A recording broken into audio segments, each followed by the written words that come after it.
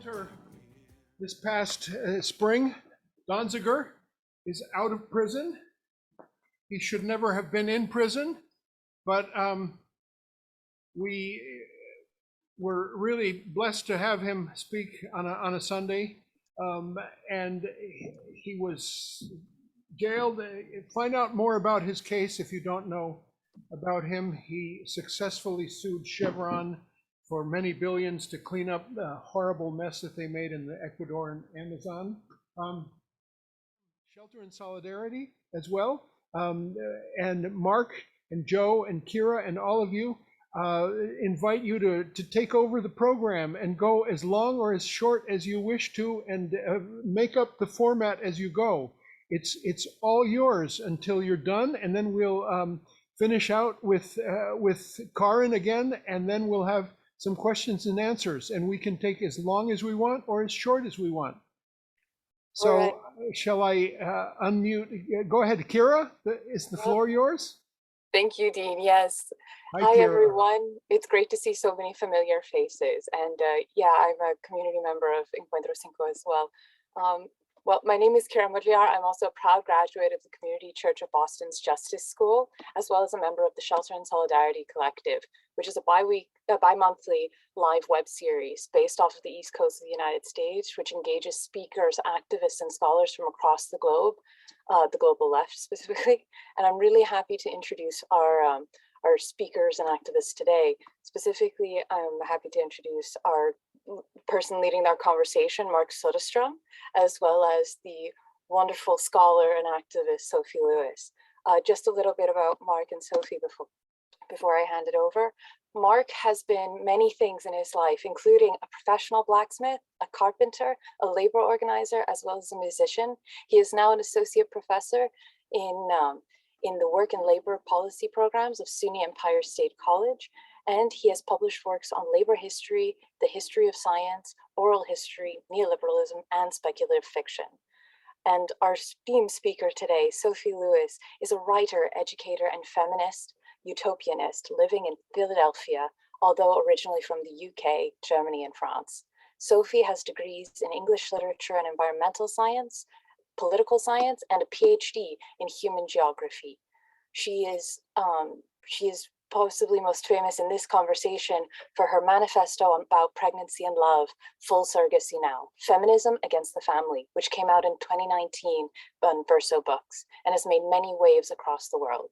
Her forthcoming short book, Family After the Family, The Case for Abolition, is coming out next year from Verso, and we highly recommend you check it out. I want to thank Joe for sharing our links to Shelter in Solidarity. I'd also like to give a quick shout out to our upcoming event this Saturday, Rethinking Alternatives with Marx. Now I'd love to hand over the conversation to Mark Soderstrom. My goodness, thank you, Kira. Thank you, Dean. It is a real honor to be able to be here at the Community Church of Boston virtually. I look forward to when I can be there physically. It is also a real privilege to have the opportunity to talk to Sophie Lewis. I have the good fortune to be able to talk to Sophie Lewis for a time one-on-one this morning to sort of set some of the ground. But before too long, we will try to open this conversation to everyone who is here and present. And with that, perhaps to step right in. Sophie, I'd sort of like to open with this idea of abolition. We're living in a time when the word abolition has returned, and that's really exciting to many of us. It has a wonderful history, a wonderful meaning, and it's amazing to begin to think about talking about debt abolition and prison abolition and police abolition. You are part of a movement that is resuming the call for family abolition. The subtitle of your book is Feminism Against the Family. Would you discuss a little bit about what that is in particular and why people who might support other abolitions might find the idea of family abolition unnerving or scary, but why you think that this concept of family abolition is vital to a larger social movement? Thank you. Thank you. It's really great to see you, Mark, and I always gain so much from conversation with you. And I will dive in immediately, but I'll quickly just say thank you to Encuentro Cinco and the Community Church of Boston and Shelter in Solidarity for this invitation, which is essentially the first occasion for me to speak about my new pamphlet, which arose from a desire to understand more what family abolition might mean, because the somewhat unexpected, notoriety and to some extent success of full surrogacy now led to somewhat of a demand for such a clarification. So I very much hope that I will not for much longer be one of the very few voices talking about this, and that I will shortly be joined by many, many other experts in this kind of resurgence. Although I am also even now not by any means the only person speaking about this, but yes, family abolition is a really upsetting phrase for many people, and I don't really exclude myself from that.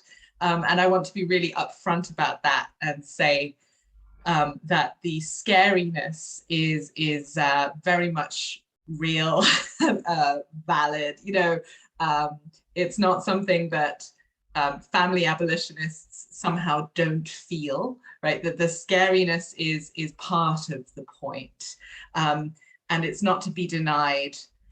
Even people who have had absolutely terrible experiences of the family and of the private nuclear household, as some Marxists or Marxist feminists would refer to the structure more specifically, even they or us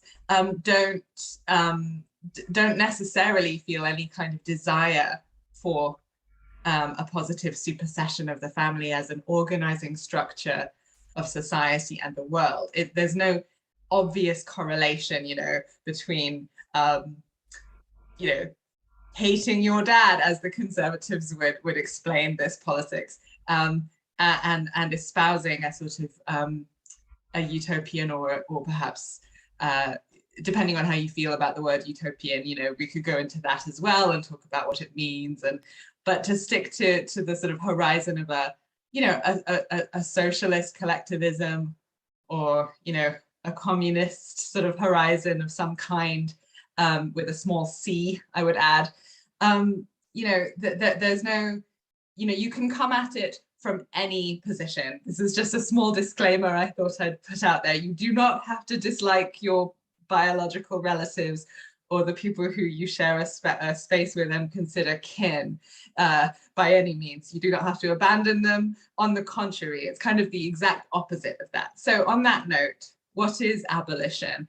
And how can we possibly say abolition in relation to something like the family? Because surely we don't want to do the same thing with the family as we want to do with the police or prisons or borders. And, on one level, yeah, that's true. I want prisons not to exist. And in that sense, prison abolition and family abolition is a bit different, for sure. But to sort of be a bit nerdy about the meaning of abolition, and this is what Ruth Wilson Gilmore in the context of prison abolition is constantly explaining, the abolition part of prison abolition is not really just the part where you set fire to the prisons and get rid of things. It's actually, and this is really sort of what Hegel is talking about when he wrote about abolition, and then it got much improved and refined by Marx. There's a simultaneous movement of preservation, destruction, and transcendence. So in order to get rid of something like slavery, for example, you're actually sort of simultaneously, as a movement of the oppressed seeking freedom, destroying the false ideal of human rights that has been established in the 18th century in Europe, and lifting it up for the first time. You're doing both, right? You're exposing the lie of universal human rights, and you're giving it shape for the first time. And so that's the kind of dialectical meaning of abolition that I want us to think about when we think about the family, because the family is a really nice idea in some ways.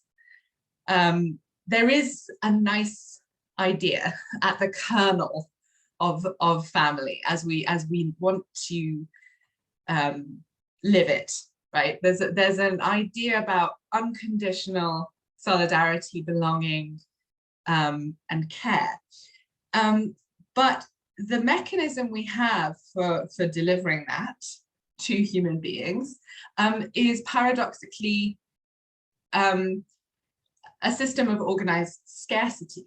It's almost its own worst enemy. The system of privatized social reproduction that organizes people into families is paradoxically the biggest obstacle to people actually getting the things we want by wanting the family, if that makes sense. So what family abolition means and has historically meant, and it's a very old idea, in fact, you could even trace it back to Plato, and in fact, some philosophy, commentators who have no real connection to social movements do discuss this still to this day. So there is actually a small academic corner of the world where legal and ethical scholars kind of very seriously try to come to terms with the very obvious fact, as they treat it, that the family is unjust, right? Just an unjust way of organizing care and resources. And so they're doing their thing. But in terms of the kind of activist and utopianist and feminist and gay liberationist and welfare rights utopianist history of the movement, it's basically, it's not always the exact same agenda. In fact, there isn't always a concrete agenda because we make the road by walking, as the Zapatistas say. But the fundamental idea, to answer your question finally, is to deprivatize care, if that makes sense. So it's an idea that we could do better in terms of care if we freed ourselves from the idea that we need small teams that we are, sort of relegated to, and that we are, in a sense, obligated to depend on. So it's about a proliferation of relationships of care rather than a destruction. Yeah. My goodness, you've already given us so much to think about just in that opening. I'd like to sort of think about the question of the history that you brought up briefly, and come back around to that. I live in upstate New York, not that far from Oneida, a site of one of the great 19th century Christian utopian communities. What the locals here tend to forget about or actively ignore is that Oneida, the Christian community, was also an anti-family community. It was a free love community. John Humphrey Noyes, in certain respects, is a pre-Hegelian in what you're talking about, believing that what he wants to bring into existence is the universal social family, a universal idea, and he is very skeptical that that universal family can exist alongside the privatized marital family, and so that founds the grounding of Christian anti-family or family abolition for that colony, which then later in the 19th century is rather infamous, and why we love the idea of Oneida China. Perhaps we don't like the ideas of the Oneida colony that gave us that to start with. Could you discuss some of the other hidden histories of family abolition? What do you see as sort of the forerunners of the current politics of family abolition? Great, thank you. I have, got a very quick whistle-stop history, potted history of family abolitionism, and I won't try and cover this here, but the subheadings that I sort of decided on in the end were Charles Fourier. Excuse me, I did grow up in France, so I kind of find it hard. Charles Fourier and the Fourierist communes of the 19th century in France. So this was, so that's number one. This was a utopian socialist, extremely fascinating, contradictory, you know, imperfect, flawed, kind of bananas vision by a silk merchant turned, you know, engineer of the future, Charles Fourier in France, who spawned a movement of phalansteries and Fourierist communes, which, you know, existed. I mean, places like Grenada are very much in this tradition, and, you know, they largely came to a halt and petered out in the 20th century, but that doesn't necessarily mean, in my view, that their vision should be, you know, consigned to the dustbin of history straightforwardly. You know, we don't yet know. So that's number one. And then number two, I have a chapter on a section, excuse me, on the queer and maroon 19th century. And what I'm trying to do there is trace an argument about the insurgency against the family that was carried out by captive people transported to the United States and enslaved, which is a really interesting history. We are increasingly getting lots of books about this, on the history of the imposition of marriage on freed people in the United States. So there's a buried history there that I go into this a lot more in my third chapter, because there are subtleties here about imposing a framework of family abolition on traditions that may not have used that exact terminology, but nevertheless, there is a history of abolishing the family from the outside, as it were, amongst the sort of formerly enslaved people in the United States. And the third thing is the Communist Manifesto. Yes, family abolition is orthodox Marxism in this sense, I insist, much as there has been a rather concerted attempt to kind of forget that part and, you know, scrub out those verses in the sacred text, you know, on the left. But we can circle back to that, because no doubt there's a bit more familiarity with that in this room, I imagine. The fourth thing is Alexandra Kollontai and the Bolshevik experiment. And Kollontai is another very sort of ambivalent figure. You know, this is a bit of a theme. I believe quite strongly in not doing hagiographies and not erecting heroes for ourselves.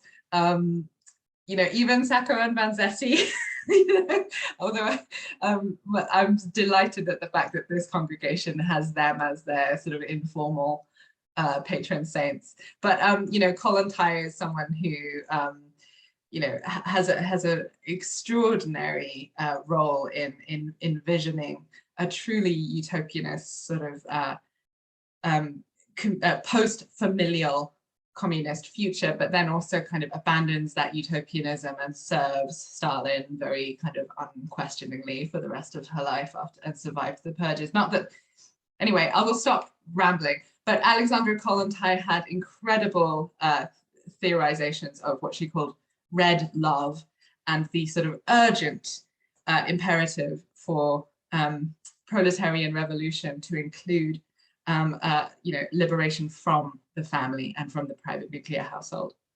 But then I skip many years, 50 years, and I carry on with Shulamith Firestone, who is one of my deeply adored problematic faves, the sort of Jewish Chicago, New York artist, painter, and sort of self-declared founder of the women's liberation movement in America. She was not the most modest of personalities, but she was indeed a visionary theorist who changed the world with her one you know, sort of flash in the pan text, The Dialectic of Sex, after which she sort of retreated rather tragically from organizing, you know, from the stuff of politics and the mess of politics, and she had a very sort of tragic rest of her life. But for that moment where at the age of 25, she sort of held forth the imperative of abolishing the family as feminism, and explained why feminism had to abolish the family and not simply reform it. There is much to say, and I have written several times and spoken several times, sort of grappling with Firestone over the last few years, because she has so many sort of extraordinary and timely and infuriating and wrong things to say all at the same time.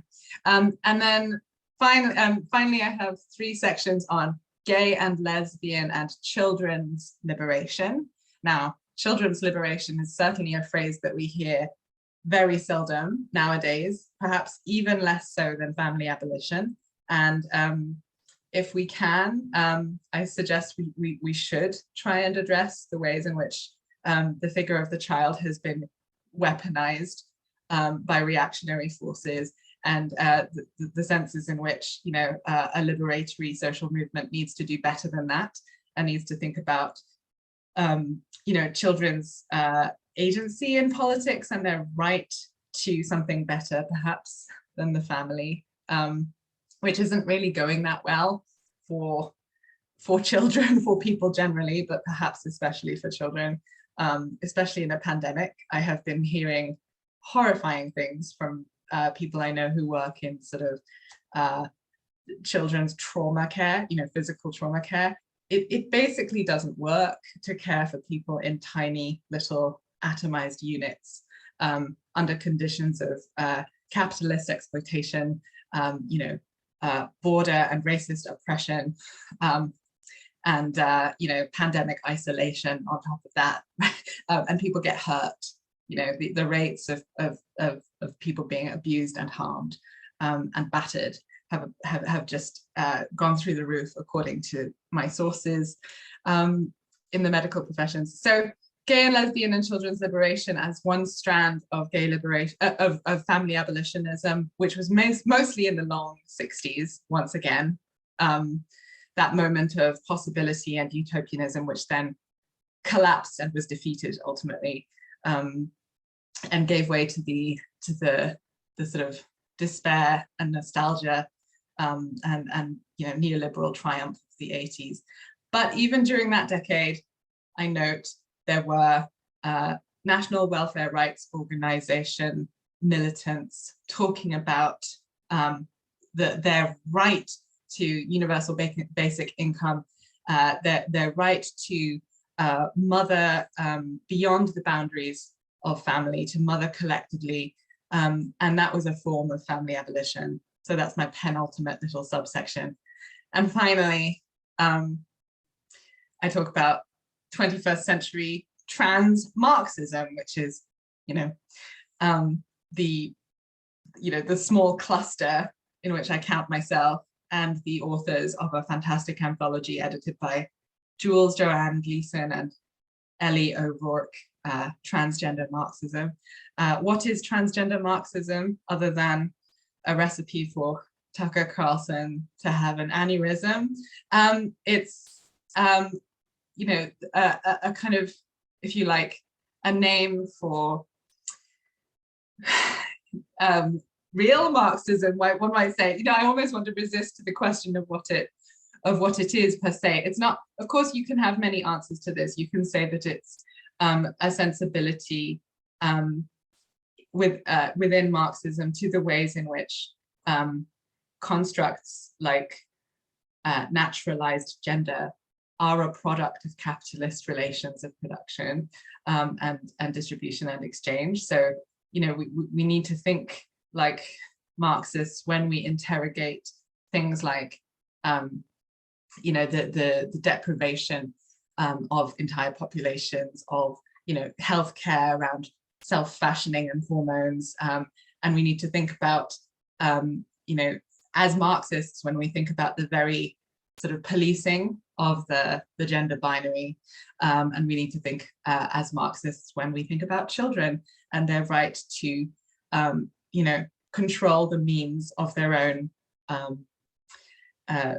corporeal flourishing and sexual reproduction. Their right to be collectively, empowered with medical infrastructures and infrastructures of care and nurturance and respect that are crucial to survival in a world that ultimately doesn't currently allow trans people access to labor markets, except very, very, very small segments of labor markets. So trans Marxism is the kind of banner under which I put the final section. It's us, it's me and Michelle O'Brien, who has written an extraordinary history of family abolition in Endnotes Journal, and it's Gleason and O'Rourke, and it's a cluster of others, and we are doing our best. And I think there has been a certain revival of interest. The pandemic certainly, in our experience, made a huge difference to how much editors were willing to hear these kinds of ideas, because under a lockdown, editors themselves experienced a few of the most obvious problems with the private nuclear household, perhaps from a class position informed by, feeling the loss of a nanny or a cleaner primarily, but nevertheless, there is a way in to talking about the contradictions of the family as an ideology of sort of autonomy and universality, which, paradoxically, or perhaps, necessarily, is always going to exclude and marginalize and under provision and even sort of crush many, many, many people, many of us, while simultaneously actually not really serving anyone as well as one might dream of. So yeah, thank you so much, Suren, for putting all the links that I'm mentioning in the chat. That's great work you're doing, and thank you all for for bearing with me while I talk about these perhaps alien or perhaps familiar to you, certainly a little bit disconcerting on a Sunday morning kinds of ideas. So the history is there. I hope, Mark, I've laid out, and we can delve into whichever of them you prefer in greater depth. Yeah. Oh, it's lovely. Again, such a rich treasure, right? I will say that I had the very good fortune to take the Brooklyn Institute of Social Research class on Shulamith Firestone with Sophie Lewis, which I hope you will offer again, and I would encourage anyone here to sign up for, because it's well worth it. And I'm hoping that someday you'll offer a class with Colin Tai, or perhaps Fourier. It's lovely to hear you bring Fourier back into the conversation. His ideas about childhood, I remember, sort of inspiring me. I always found it wonderfully amusing that Fourier solved the issues of who's going to clean the sewers and do the dirty work in society by saying children love to play in the dirt, so of course they will be our sewer cleaners. That wonderful sort of optimism of the utopian movements, I think is something we lose, and we lose at our peril. And the joy of the left is too easily lost at this moment. I think I'd like to sort of come into the American context, because we have sort of specific issues that you've brought internationally, but in the American context, the family has sort of a special kind of role and politic, right? When we think about the family politics of the United States, we often think about Moynihan, the infamous Moynihan report.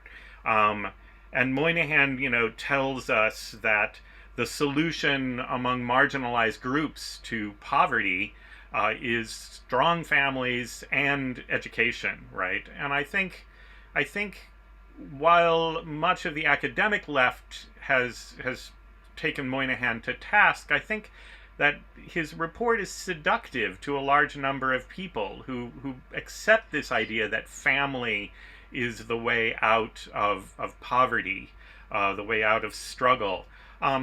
Could you sort of address why you think that that's not only totally wrong, but immensely harmful? Yes, thank you. That's really one of the central issues that drove me to attempt to write this kind of clarifying pamphlet, because it was not necessarily something that I addressed sufficiently in my first book, because it's huge. You know, when I started coming out with abolish the family type discourses in some of my most, you know, treasured organizing and activist and scholarly contexts, you know, some of my comrades were sort of like, you know, how can you possibly say that in a context where, you know, we are fighting for our lives against the state? You know, the Black family needs to be understood as a form of resistance against, you know, the racializing state, and so does, you know, the, you know, migrant family, to the extent that it makes sense to talk about any of these things like that. But you get what I'm saying. So thank you for bringing it up. It's certainly, you know, been one of the major tasks I've set myself for this piece of writing. So what I would say, perhaps first, is that, you know, the Moynihan report made some points that are actually made across the political spectrum. Liberals and conservatives alike make these exact points about the necessity of the private nuclear household, basically along a heteronormative, if not necessarily heterosexual kind of mode. You know, in the 60s, gay liberationists used to talk about straight gays.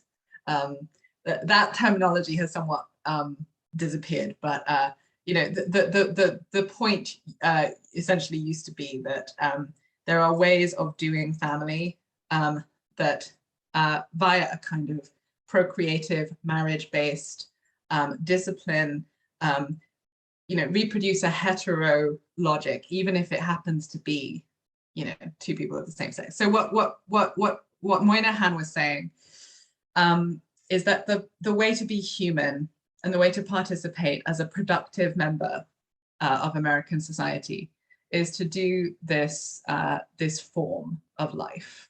And if you don't, you know, you are suspect. You're a little bit threatening to the national and the patriotic and the civic project of America.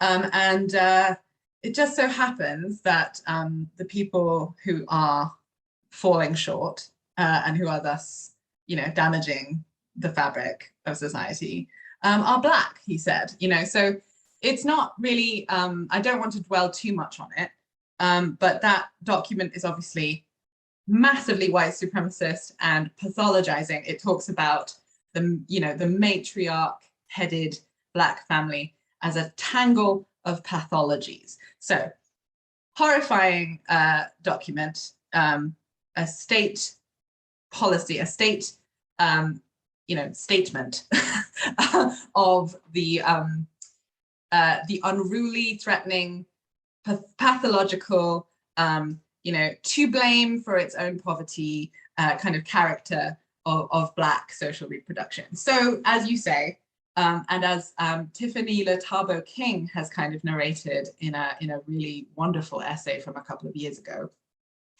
a lot of the left and a lot of the Black left and a lot of Black feminists and you know, have taken this report to task. But what if, you know, Tiffany Letabo King suggests, and I want to suggest, it's a bit of a trap to allow the Moynihan report to set the terrain for us, you know, because when the Moynihan report says, you know, there's no such thing as the Black family, but there should be, you know, Black children wouldn't be so, you know, criminal and poor if their parents bothered to marry properly and have jobs. In response, we're tricked into saying, hey, no, there is such a thing as the Black family, and it's really dignified and good. And that's the only thing we say. And I'm very aware that me saying this is a little bit, it's difficult. It's more difficult than my mentor and friend and comrade Tiffany Latabo King, you know, doing it. However, I think we need to be able to talk together about these things.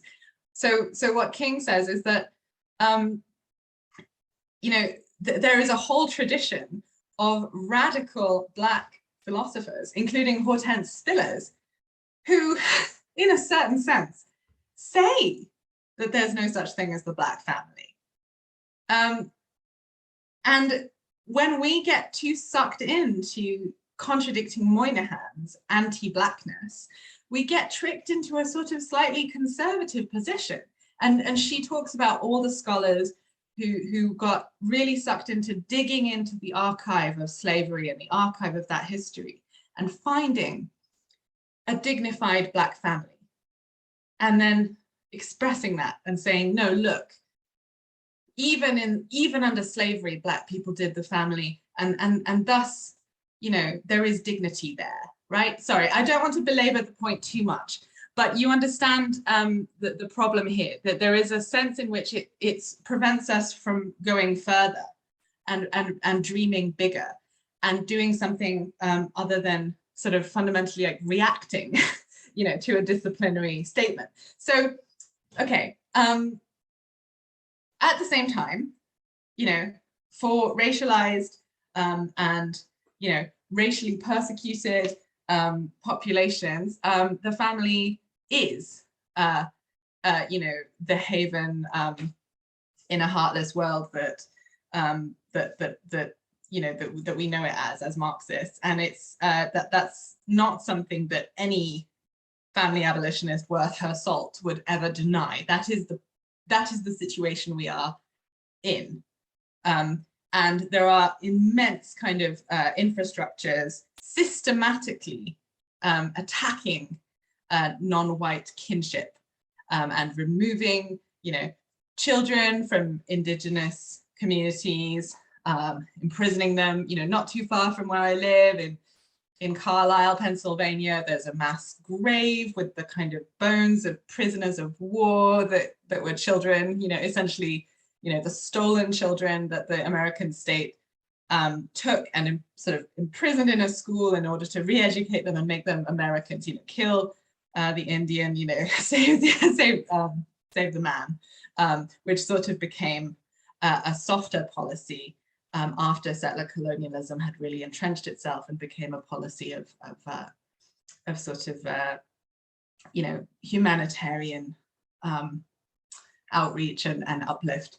So it's really a horribly delicate, you know, tension. And Tiffany Latabo King talks about how immensely attached she is to her Black family and to her extended kinship network and her, you know, her close biological family, and how much she depends on them and how much she loves their company and how much she thrives with them. And yet, you know, to simply say that the family is good and is enough, and if only the state would get off its back, then that would be a perfectly fine way of organizing society. That's not enough for many of us, right? That's not enough. And Paul Gilroy is one of the fantastic thinkers in the left tradition who made this point. Again, in the midst of the darkness of the 80s, you know, he was writing about how he is not content to simply defend. And this was in the UK context. He's writing about how he's not content to simply defend the Black family against the dehumanization of the police and against the dehumanization of white society, because he wants us to remember that there are different traditions with other trajectories. So, you know, when when people were freed from slavery, there was this hope on the part of you know, the American state that their problem would be incorporating all these new Black married couples into American society, and so initially the concern was, ooh, do we want Black people to have the family? Maybe we want to not let them have it. But unfortunately, that wasn't the problem they had. Their problem became, oh my God, they're not marrying. Why are they not marrying? Oh no, well, we'll have to make them marry. And so the Freedmen's Bureau started imposing, basically made a complete, about face, and had to start imposing marriage and policing deviations from it. So, that's a whole that's a whole history there. So there is a different arc. If you take that history as your starting point, you can see that there is a horizon that isn't about defending dignity of the family, but is in fact about rejecting it in the first place and saying, no, we have better horizons than that. And there was a Black feminist in 1970 writing in a beautiful anthology by Toni Cade Bambara that the family is a white institution, and the family is an ideology of work. And even though in our Black nationalist circles, with our Black nationalist comrades, there's a huge emphasis on making babies and being families to show white society how wrong they are about us. She is saying, no, reject that, it's a trap. The family is oppressive also for us, also for us Black Americans, right? Okay, I'll pause. And yes, just to say for the chat, Shulamith is Tirsa's sister. That's right. That's right. Yes. Yes. Sorry. Carry on, Mark. Thank you. Oh. There are so many issues there, and I am so looking forward to it. I hope that we can pick that up again in the sort of larger question and answer and discussion that we will be moving toward. But sort of before we get there, as I recall, you brought up Tucker Carlson. As I recall, you were personally denounced for your first book by Tucker Carlson, which you should wear as a badge of honor, and is part of what made me so excited about reading your first book.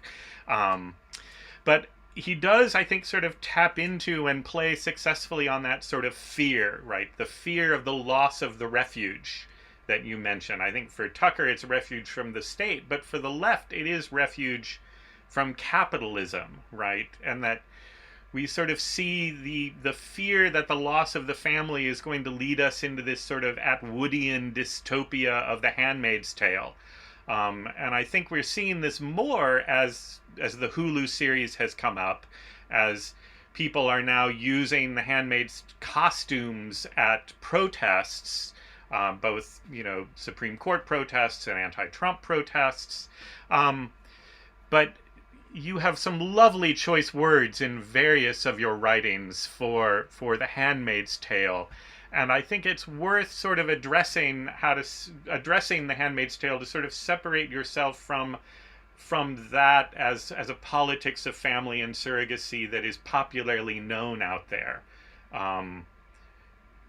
Does that make sense, the way I framed that? Okay. Yeah, thank you very much. I mean, I did go through a period where I had such a bee in my bonnet about the Handmaid's Tale franchise, and the way that it became the go-to, imaginary world and to sort of do feminism with. And I do hope that I have slightly moved on from constantly griping and grousing about The Handmaid's Tale, but I appreciate very much this opportunity to revive that endeavor. So basically, and I wrote a review of the follow-up, which she wrote so many years later, called The Testaments, which kind of extends the argument about Gilead, the dystopian society that Margaret Atwood puts forward in the original, and which implicitly, when feminists dress up in the red robes, they are kind of saying, represents their understanding of how power works and what we are at risk of, and who they understand that we to be, and how they understand that we to function. So if you live in Gilead, which a lot of op-eds and editorials right after Trump got elected said we do, right? This was really a huge comment, you know, people like to make. You know, it was hugely popular. We are literally in Gilead right now. We are literally living in Gilead, people said all the time. And I just slightly lost my sense of humor about that, because oh, I think I've lost Mark. Okay, I'm sure he'll be right back. So, okay, yeah. So the problem for me about saying this, you know, is that there's a huge erasure of a real history that happened in this place. And of course you could say, ah, Margaret Atwood says that. She says that all of the things that she talks about really happened. Well, okay, there is also a real problem when you sort of flatten out and de-race the history of reproductive slavery, which is kind of what Gilead does. In this society, all females are, you know, a breeder class. You know, well, there's some bit of differentiation. There are some aunts who kind of fascistly, you know, administer and organize the breeding, and there's a class of wives who are the gentry, and there's also some kind of econo wives in the original, which the Hulu series then took out. The econo wives represent proletarian women, but basically the fundamental idea is that by virtue of having a uterus, you know, you're an underclass in this almost biological kind of animal way. And that's a fantasy that paradoxically, I think, is really fun for women in America of a certain demographic who really wished that Hillary had been elected, and who are perhaps a little bit annoyed at being taken to task for having insufficiently anti-racist politics or being insufficiently trans-inclusive, and they just wish we could get on with being feminists. And in Gilead, you would have to be a feminist because you're in a situation of fascism that has no racial component and only has a sex component. So you can have, it's almost a fantasy of non-intersectionality, you know, because white women and Black women alike are reproductive chattel in Gilead. So I just find this very annoying because it doesn't seem to me to be the pressing issues of our time. And to say this in response to Trump's election seems to me to be a very self-indulgent, almost utopian, I would say, fantasy on the part of white feminists. Does that make sense? There's this kind of almost wish, you know, if we were living in Gilead, you know, you would be sorry. You know, as a woman with my red cloak, I would be the perfect victim. And I feel like the perfect victim right now. But this is not how things work. You know, class and reproductive injustice are the pressing axes, you know, of gender oppression in America today. Not really fundamentalists with guns forcing you into shackles. Does that, you know, that's not really the pressing feminist issue. Okay, let's move on.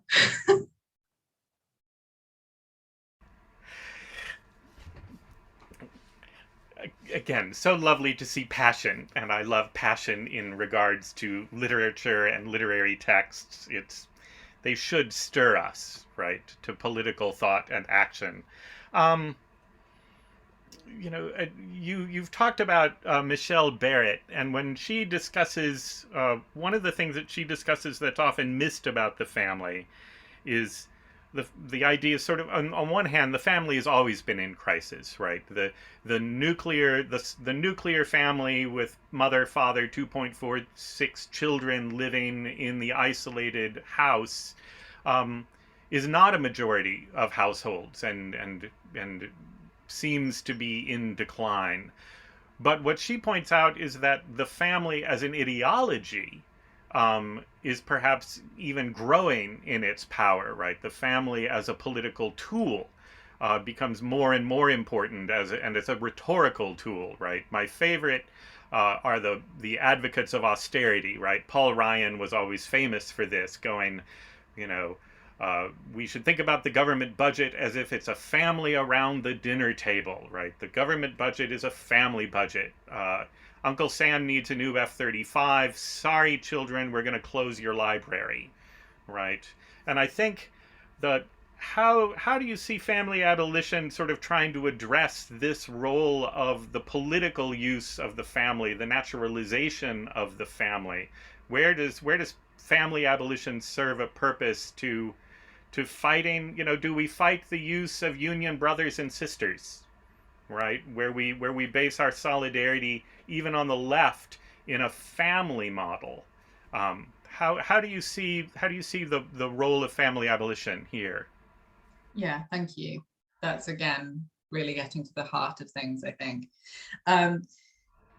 There's a great essay by Patricia Hill Collins, the great Black feminist philosopher, who in this in the essay I'm thinking of, she really engages with the difficulty of imagining dispensing with family language and metaphor in doing emancipatory politics, because it plays such a huge role on the left to think in terms of that metaphor of family. And she's a little bit pessimistic about it. She's agnostic. She says she's not sure that it will have positive effects to try and dispense with it, to try and imagine that we should wipe out of our language that impulse we have deep within us to say, you're like family to me, when we want to say that we are committed. When I say to you, you're like family, what I'm saying is not that you are likely to rape me, that you kind of blackmail me into a situation of dependence and scarcity, or that, I feel sort of trapped in intimacy with. I don't mean that, do I, right? Even though statistically, you might argue that that's perhaps what it should mean. But what I'm saying is I desire you to feel that I am non-contingently there for you, right? Like, I want to free you from that horrifying fear of contingency that we have under capitalism, that care scarcity that we have that makes us really need guarantees from somebody, from something, that feels as close as possible to a respite, to an escape from the grind and the sort of the dehumanization of market relations. And a lot of the socialist left has taken the family to be removed from capitalism historically, right? It's a haven away from the relations of capitalism. Just to say, Marxist feminists and including many, queer and Black scholars have been pointing out that the family is not at all outside of capitalism for a very long time. Unfortunately not, would that it were so, but it's not the case. It's not the case. That's not to say that there aren't really important things, happening that we need and that we can't just throw out the window in the family. But, what we are saying when we are doing family abolition is, yes, as you say, we're critiquing the naturalization of that individualistic logic for reproducing the world. So Michelle Barrett and Mary McIntosh, who you mentioned, in their book, The Antisocial Family, written in 1991. They go really hard on this point, and they expose how economically the discourse of family is actually a discourse of the individual. And then some years later, Melinda Cooper said the same thing. So paradoxically, there's this way in which the statement of sort of collective, seemingly collective values, right? The family, that's not one person. That's you know, that's a nice thing to stand for. Who could possibly not stand for the family? That's, you know, people kind of looking out for one another. But actually, at the economic level, what that's doing is ensuring that, you know, only people, a very small number of people are responsible on their own, without public, let alone common support for reproducing people and predominantly labor power for the market. And the chauvinism of the family, which makes, you know, households automatically kind of competitive, because it's a bit of a struggle for survival here. You know, there's no collective web guaranteeing provision, resources, care, you know, services, the necessities of life. It's almost by necessity. It's not a problem with people's minds. It's not a problem with people's souls. It's a structural problem. Families are in competition with one another, which makes them kind of chauvinistic, which makes them generate individuals who are themselves in competition with one another.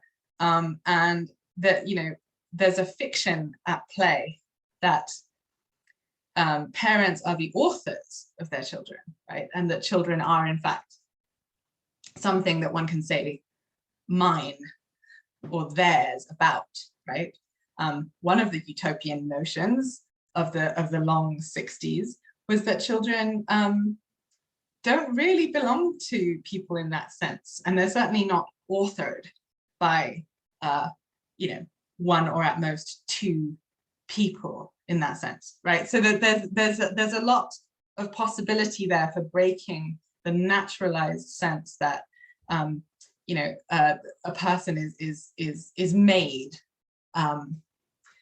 by just one or two you know, authors or intellectual property holders of that person. It is to be a family abolitionist is to say, no, we are all the holders and makers of one another. We are the makers of each other, and we could learn to act like it. Thank you. I think I have the privilege of probably talking to you for a little bit longer, maybe a couple of more questions, and then I think we'll start moving towards opening it to the larger congregation. One thing that it occurs to me as we think about changes in the family, you know, for a lot of queer people, our families were not ever havens or sites of refuge, but rather sort of sites of trauma and guilt, and sometimes even physical and at least emotional violence. How do you explain what seems to some of us the irony that marriage has become sort of the central plank, the family has become the central plank in mainstream LGBT politics or movements? And how does this slippage occur in your thought? Yes, that's great. Because in fact, there is a sort of analog to the problem that I was talking about earlier, whereby our enemies call the Black family an oxymoron, but so have some of our most radical teachers, Hortense Spillers, for example, you know. And the same goes in a sense for gay life. There was on the militant kind of, you know, communist gay, you know, sphere of the 60s, a firm view that the gay family is an oxymoron. You know, that's not something to be fought for. That's something to reject. You know, of course, maybe in the metaphorical sense of, you know, we are family. And this is the problem with family, which we can get into. It's also a language that is very slippery and very amorphous.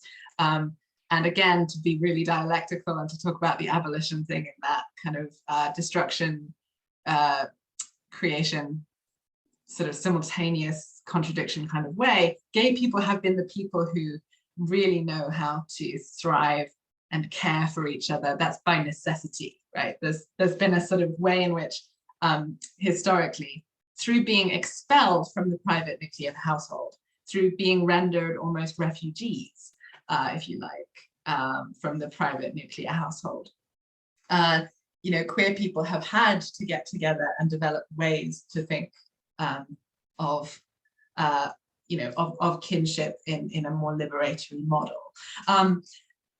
But to say family used to be something that there was an organized, you know, consensus among gay militants, gay and lesbian and queer militants to reject, right? The family was the enemy, you know, in France, the homosexual sort of liberatory action front, you know, referred to it as its central enemy. You know, gay insurgency on the left was predicated on destroying the family. And this was very much what Alexandra Kollontai and the Bolsheviks were, well, her alone, unfortunately, she didn't really get many of her fellow Bolsheviks on side, but that's you know, she obviously wasn't really a gay militant, but the arguments are exactly the same for a liberation of love from the confines of private property, marriage, and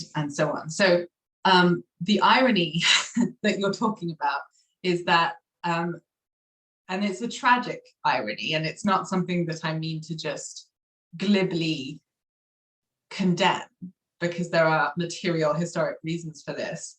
But as a result of having to fight AIDS in the 80s, and obviously it was, you know, you don't really fight a disease, you fight the social powers that are making the disease a lethal, you know, wave in the world. It's not, you know, you're not fighting a molecule or a virus, you're fighting, you know, Reaganism and everything that is associated with it. But you know, the gay movement basically became,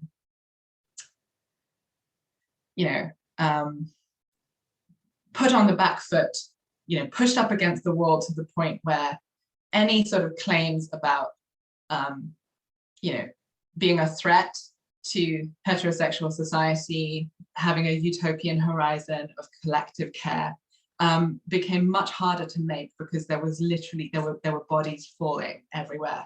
And so the you know, the most important thing became, you know, much more immediate kind of life or death sort of issues.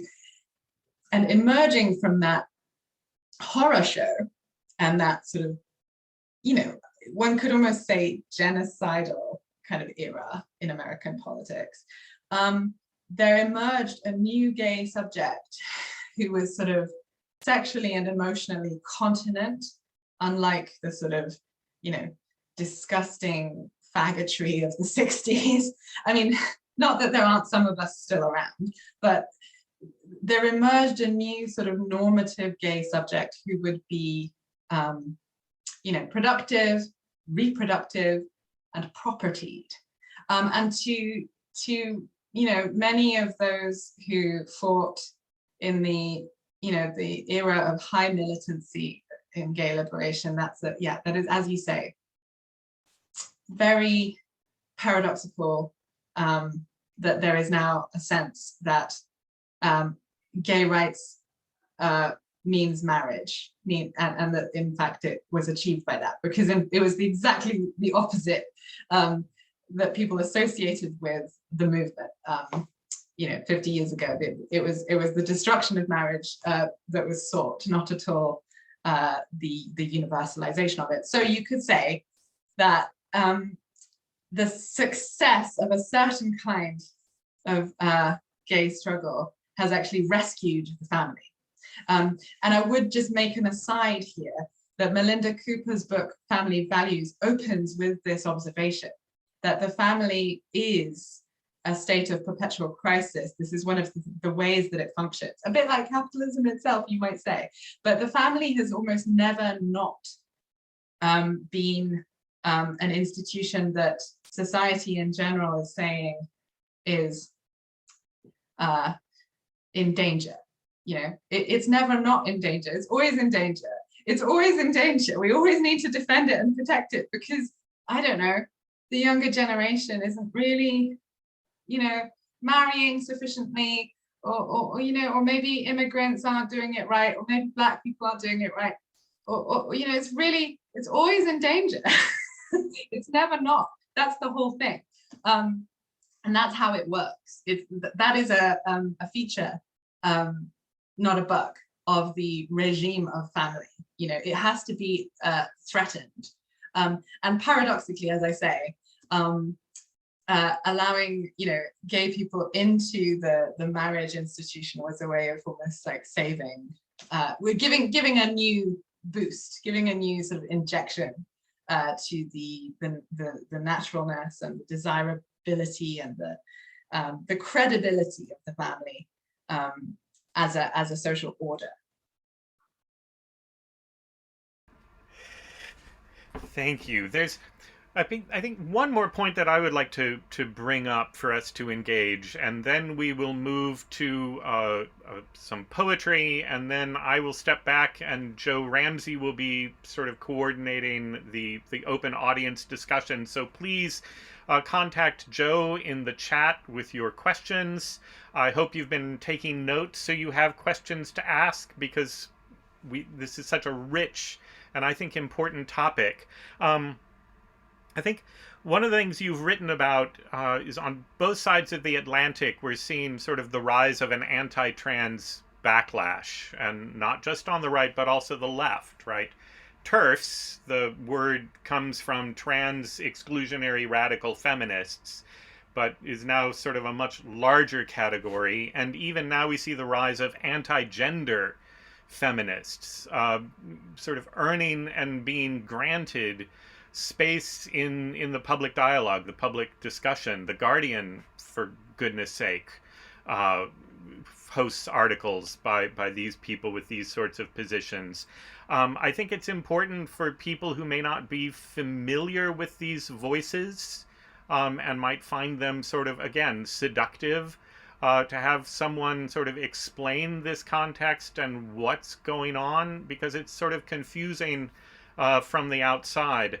And I think part of that would be, why is it that you think a queer politics is so important to feminism against the sort of anti-gender feminists who are very anti-queer in certain ways?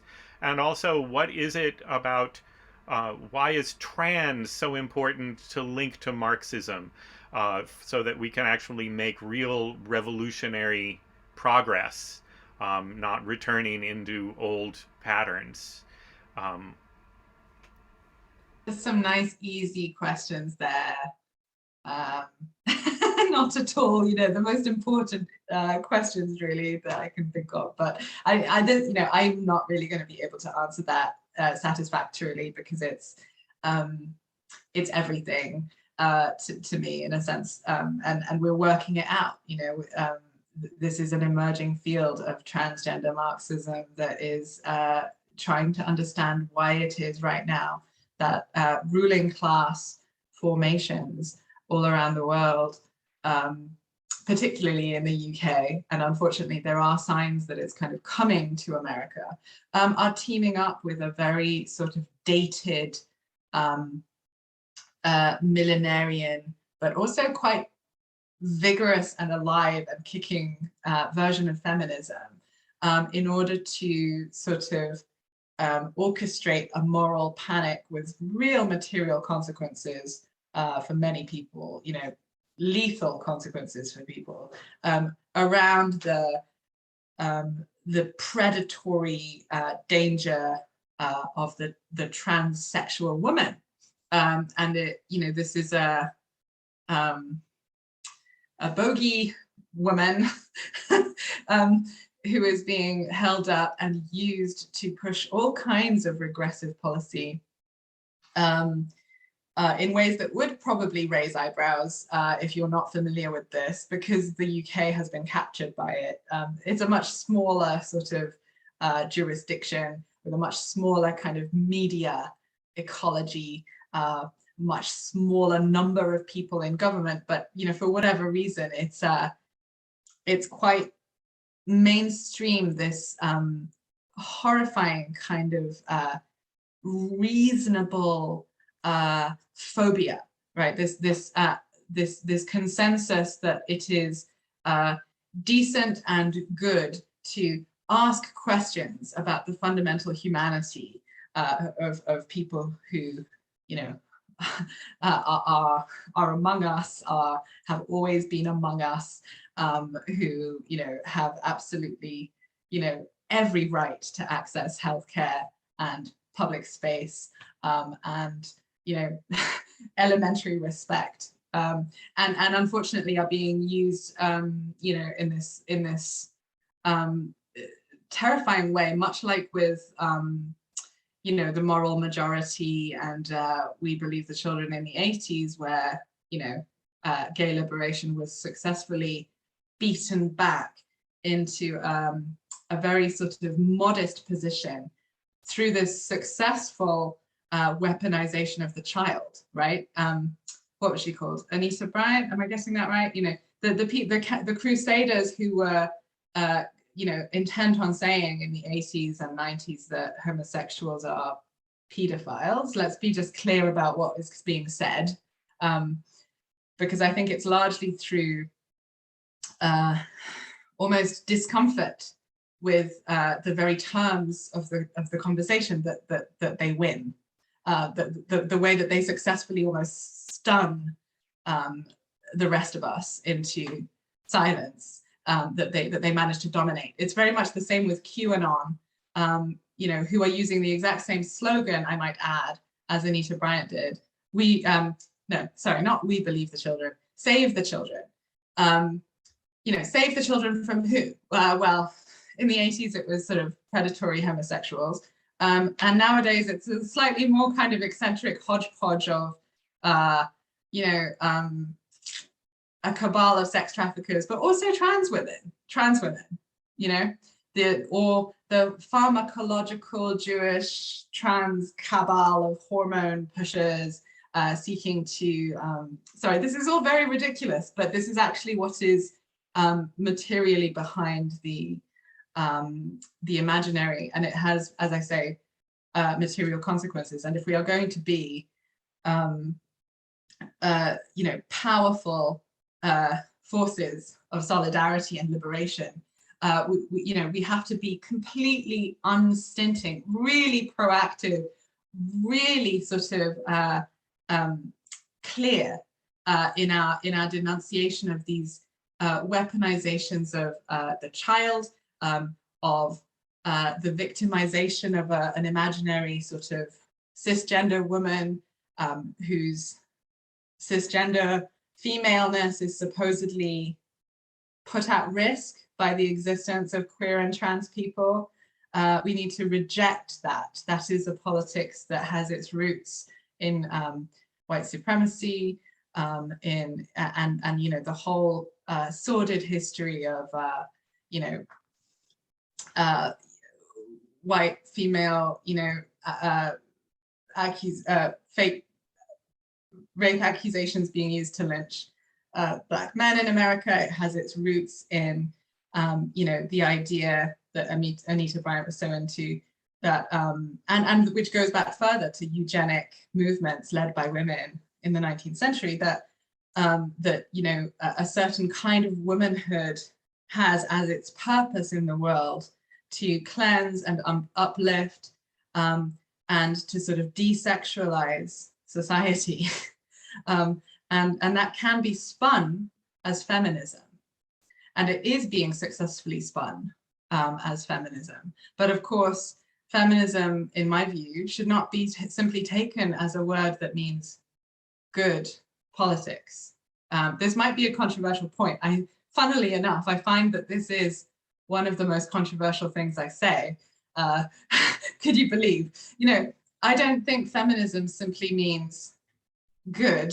If something is feminist, good. No, unfortunately, that's not really the case. Feminism has been a very mixed, diverse field of ideologies and ideas, and some feminisms have been actively anti-liberatory. You know, some feminisms have basically been not teaming up with white supremacism, but they have had white supremacism in their very idea of what a woman is. And so we need to understand that feminism is imperative. I'm a feminist to my bones, but I am a feminist against other feminisms. And I'm not interested in saying that this turfism that you name, this trans exclusionary radical feminism, is not real feminism. That's a tactic that people like to use, and I can see why, but it's not my tactic. It's not what I think we need to do. I think, unfortunately, one can be a feminist and a white supremacist. One can be a capitalist feminist. One can be, and so it's not sufficient, right?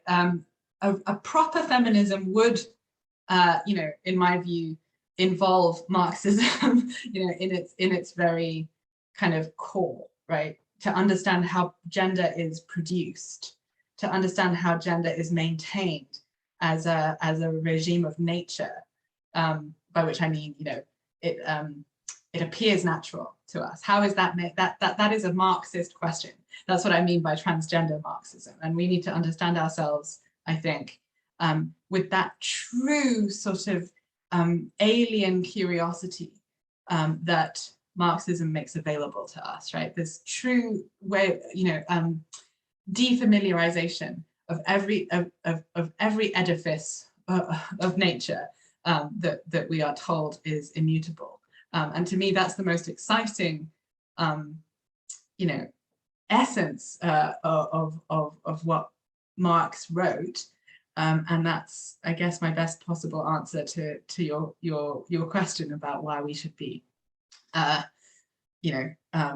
trans-inclusive. I would say trans-inclusive already implies that there is a group of people to include in something. I think that's wrong. To give you just one example, women's liberation was full of trans women in the 60s and 70s.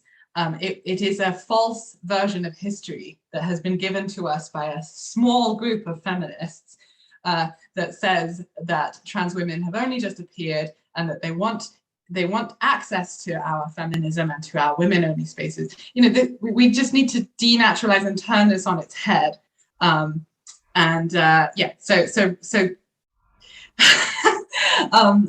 Better than trans-inclusive. Trans-Marxist and certainly, feminist. Thank you so much. You have given us so much to think about, and I am looking forward to a rich conversation soon. That we will open this up for everyone to talk. So please have questions ready. We have so much to chew into. But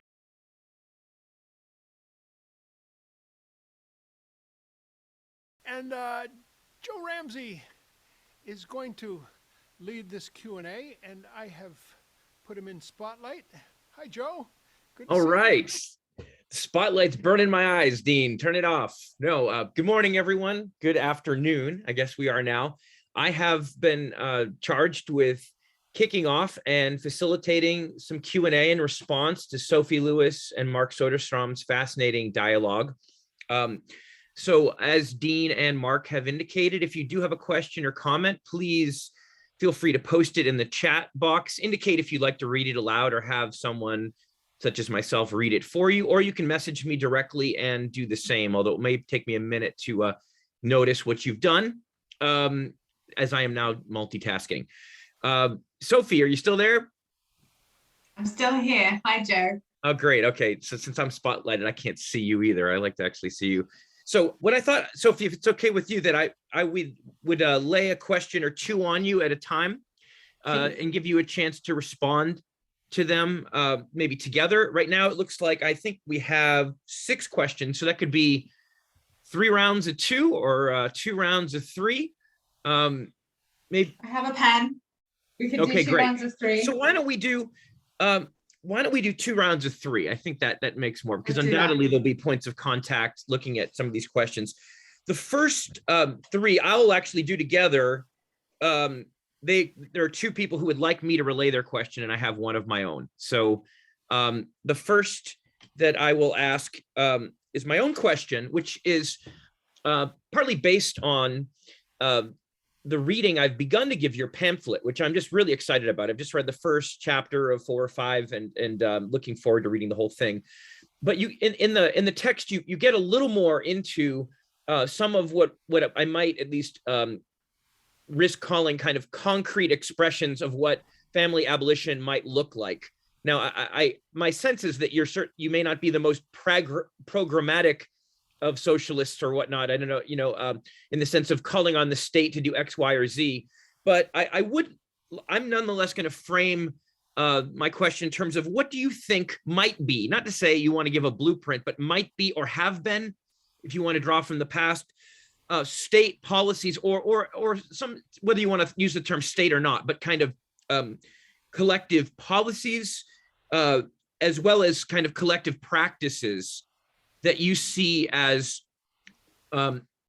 potentially or historically representing an alternative to or a transcendence of sublation, abolition, whatever word you want to use, of the family. So that's mine. Just for those, we've had a really rich philosophical discussion here, but I'm sure there's some who would like some of that, the pragmatic kind of, okay, what would this look like? I mean, one example just to start, right, that you mentioned in your pamphlet has to do with like collective kitchens rather than privatized kitchens in households. So I would just love to hear a little more kind of concrete suggestions, either from the past, the present, or maybe a utopian future. So that's my small question. Coming in a different direction, Michael Dola has asked me to relay another juicy question here. And I'm actually going to read his text. So he asks if you've come across, Sophie, some of these, in his opinion, pernicious arguments coming from kind of post-Trump conservative think tanks such as the American Compass, or academics such as Erica Bacciocchi, who wrote about the Dobbs case, about bringing the so-called family wage back into a wider bipartisan Democratic, Republican, or some people would say red-brown conversation. And I'm just going to read one of those arguments that Michael has highlighted, right? So this is coming from those kind of pushing the family wage as a kind of alternative to neoliberalism. Quote, an important insight deep within the structure of the recently passed family income support bill, right, is that much of the trouble ailing families right now is not strictly poverty, it's fatherlessness, whether it's the fault of the Great Society programs themselves, deindustrialization, the sexual revolution, inordinate incarceration, or all of it together. This argument goes, fathers are far too often disconnected from their children and their children's mothers. This is not good for men or women, and it certainly isn't good for their children. And so a family subsidy that encourages marital stability and bolsters provision is a means for fathers especially to have greater impact on the well-being of their families. Michael adds that he fears that this sort of line is going to bring over a lot of the social democratic left, who want the state to bolster social benefits regardless of the aim in service of combating neoliberalism. So that's a critical question on the state's relationship to the family. Finally, I think, in a way, I think these 3 questions kind of go together. Linda Liu, one of the co-producers of Shelter in Solidarity, as well as, I will say, my own partner in all things, comrade and more, writes that she's inspired by your vision of a proliferation and a proliferation and a deprivation of relationships of care. But she's also worried by what she's seeing as to how we can expand our imaginations and desires. Linda asks that she's wondering if you have thoughts on how to think and act in terms of abundance in the present, in the midst of so much scarcity of so many kinds. So again, this question of how can we enact this more robust idea of human friendship, comradeship, despite the felt scarcities and austerities of the present. There you go. There's a few measly questions for you, Sophie. What can you do with them? Thank you. Gosh. Whew. Yeah. Concrete policies. There is a whole kind of welter of small things that might operate as, non-reformist reforms potentially, that I would certainly like to see in the meantime to help us build power. It would be, but you're right, I'm not really primarily a policy-oriented thinker. There are sort of things you can look at if you're interested that do think a little bit more like that. Jules Joanne Gleason and Kate Doyle Griffiths wrote a piece called Kinderkommunismus, Children Communism, which actually sort of proposes that there needs to be quite assertive kind of building of an institution, a centralized sort of institution of counter-social reproduction, a creche for all generations that really takes in charge the provision of needs of people and this, that's something that you can only really imagine happening in an insurrectionary setting, so without wanting to be kind of glib and to make that move that's kind of like, oh, well, I can't really say because we, there needs to be a revolutionary situation for this to happen. That is kind of, unfortunately, that is kind of the case. The philosopher Kathy Weeks has a wonderful set of observations about how family abolitionism demands of us, the kind of sensibility that is willing to work towards something that perhaps we don't even really know how to fully desire in the present, because we are made so deeply in the along the lines of the household and the family and kinship in its current mode. So we have to be willing to kind of know that what we are working towards will include things we can't possibly even imagine, let alone desire. So there's that. But I'm not really about sort of imposing a centralized institution of education and on people necessarily. What I think we might want to think about includes, as you said, this idea of kitchenlessness, which feminist urban planners, including Dolores Hayden, talked about in the 80s and 90s. And the kitchenlessness is a funny word. What it really means is that kitchens would only be collective. So, perhaps there would be some means of producing food, in a solitary way when you want to, but the overwhelming norm and expectation would be that food is something that is produced and distributed and enjoyed in the common sphere. That's what the kitchenless city is. And according to those sort of feminist Marxist urban planners and geographers, I don't know if you remember, my PhD was in human geography, so there is some genealogy there, I suppose. That they strongly felt that private kitchens were one of the main technologies of children's and women's shared oppression.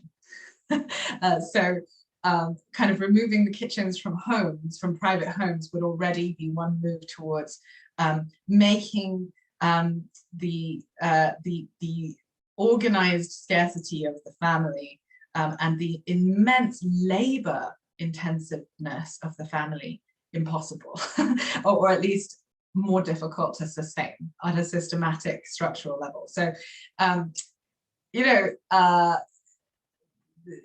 lot of the policies might not really sound like family abolition policies, right? Universal free healthcare, or single payer, as you call it here, I think,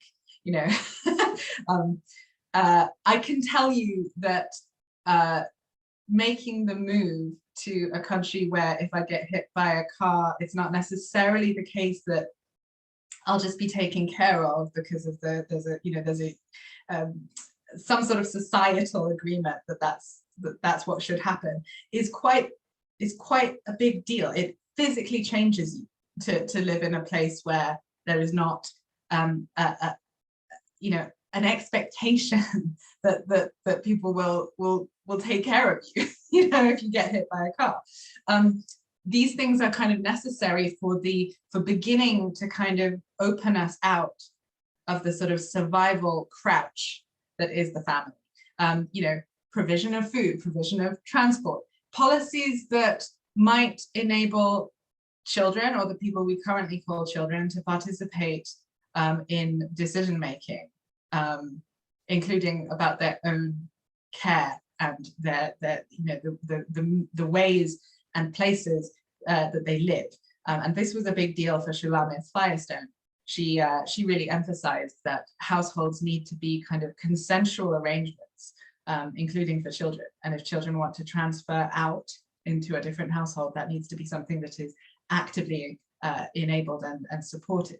Because, as we have seen in the pandemic, households can be quite difficult to flee for, traditionally and still unfortunately ongoingly for women and abused children.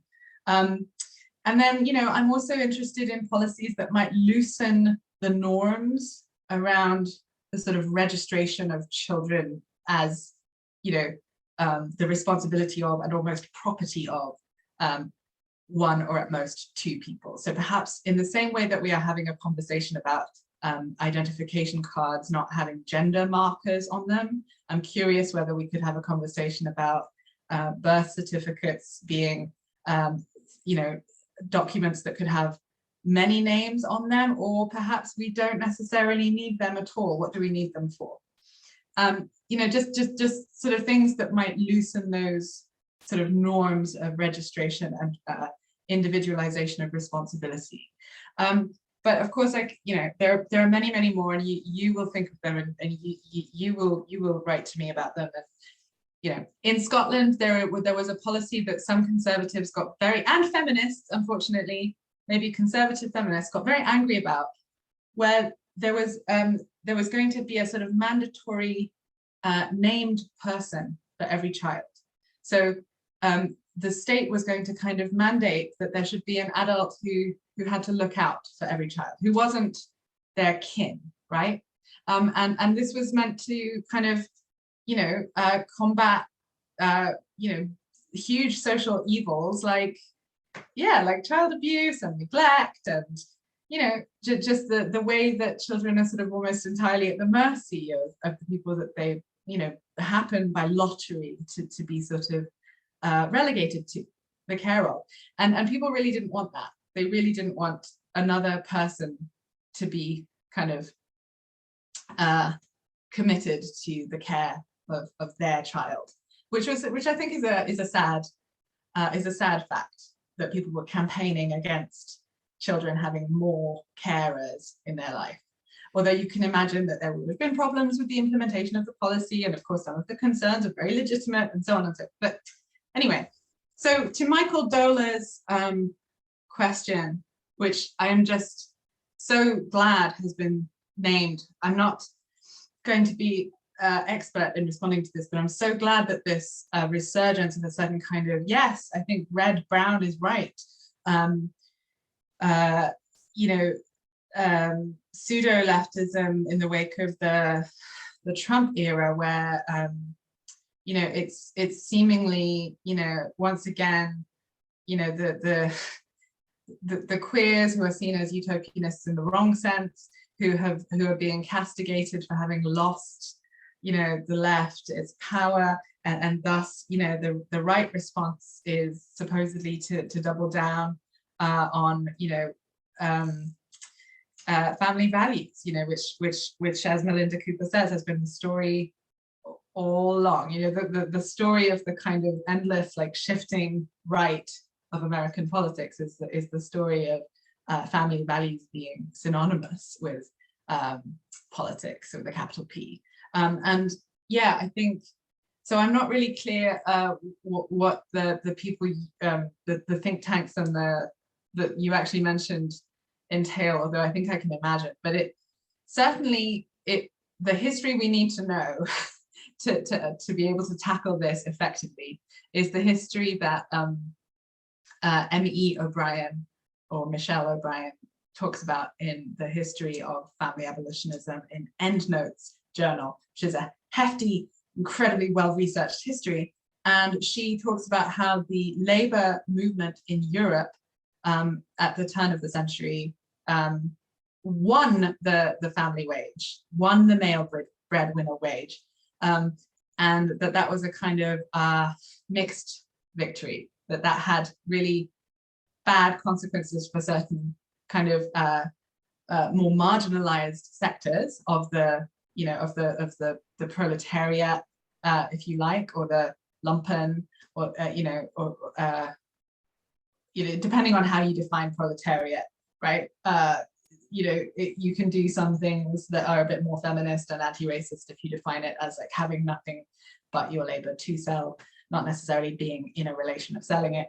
Anyway, sorry, nerding out too much. But the victory of the, as it were, of labor struggle gaining access to the male breadwinner wage was something that, you know, needs to be understood as impressive, and at the same time perhaps a bit of a tragic turn in socialist history, because it plotted a certain path of sort of respectability for socialism, and that path has left others, you know, trampled underfoot. It has left some of us excluded from the struggle for true liberation from capitalism, who ought to be sort of central to the struggle. And so we're still kind of dealing with the fallout from the end of the end of the 19th century, if you like, around the male breadwinner wage. So yeah, and Emily Ostrom and other sort of think tank personalities like that are now talking about how the family should be run as a firm. I believe there's a book called The Family Firm, which is laying out a new case for the reinvigoration of the family. So I think these two things can converge: the red-brown moment and the sort of hyper neoliberalized sort of the convergence of girl boss feminism with the sort of housewife position. So you can be a girl boss in the corporation of your own family, as I understand it, the new rather kind of dystopian development. So that wasn't really a reply, but I am very glad that you brought this up, Michael. So to Linda's and one clarification, I Zoom autocorrect butchered Linda's question, and it was not proliferation and deprivation, but the proliferation and deprivatization of relationships that Linda found so inspiring. I just want to make that clear. It was Zoom and butchering that question. Okay, great. No, not butchered at all. It's just, I completely understood. Thank you. Yeah, so actually, I think this is wonderful to actually include, as well as emphasizing so much the structural character of all of this and the sense in which it's impossible really to envision family abolition outside of conditions of, a real sort of wide-scale, broad and wide assault on capitalist and colonial social relations. It's also, I think, important to ask about how we cultivate comradeliness and a liberatory form of kinship, or kith, K-I-T-H, in the present. So I'm really glad that that's been brought up, because I think sometimes there can be an overly pessimistic or sort of a version of historical materialism that almost sees there as being no role for the interpersonal, ethical whatsoever. And I think that's an equally grave error, as simply imagining that we can ethically overturn capitalism, right? By making little communes or making little, you know. So what I would say in response to Linda is that we should sort of squint at the cracks in the present where we see abundant and liberatory kin making, which is sometimes in the biological private nuclear household, right? I want to really make clear there is by no means an idea in my head that there is no, there's nothing good amongst people in the way they love each other inside families. That's not the point at all. You know, some of the most comradely and skillful, you know, carers are in traditional households or whatever, and the best parents are actually already aware that children don't belong to them as property. That's what makes a good parent, right? A parent who is willing to be surprised by the stranger that is their comrade, their kid, right? And who is willing to understand that love is a commitment to, you know, fighting for a person to be, you know, enshrined and sort of covered in care abundance to the extent that that's possible. Within capitalism, and it's not to assert a relation of exclusivity and ownership. And I think, you know, children need to be at the heart of this struggle for many reasons, including the fact that a lot of children are sort of hip to this sensibility, not to romanticize children, but, you know, a lot of children are not as kind of, not as needy of the exclusivity of the family as people like to think, right? Of course, children need and deserve and are entitled to, as I want to be completely clear, sustained, uninterrupted, guaranteed, steady care, you know, perhaps from a limited number of people, sure. But there is an idea that we have, I think, that children will somehow be devastated if they find out that they are cared for by parents as a result of choice, not nature. Does that make sense? So, you know, why would that be worse? We have a very strong ingrained notion that we need a guarantee of nature in order to make love safe. So again, to just repeat the point, if when I say to you, you know, you're like family to me, what is going on at the level of language and metaphor is that I'm saying, don't worry, I can't go away because family is forever. Family is not a choice. So because you are so starved of care in this world and you cannot trust in the collective commons, I'm giving you linguistically a reference to something that is kind of biological and couldn't be changed. I have to be there for you. Family has to be there for you. That's linguistically the desire, the fantasy. So, but children aren't really necessarily wired like that, right? This is something we've created socially, and a lot of people who oppose, you know, commercial gestational surrogacy, which, by the way, so do I. No one could possibly be for an industry with such bad working conditions. It's just what I'm against in my book. For surrogacy now is the exceptionalization of surrogacy as the most evil, you know, possible form of commodification, which I think gets us into a bad argument. But you know, what people say about surrogacy is, you know, that children would be irrevocably traumatized if they were to find out that, you know, mummy paid for them or something, or mummy, you know, gestated a baby for somebody else, which might mean that they themselves might be given away or something. This is a strange fantasy, I think. We have a real fantasy that people need to be guaranteed in terms of natural bonds that are enshrined by law, like private property. We need private property to be safe in the same way that we need kinship to be immutable.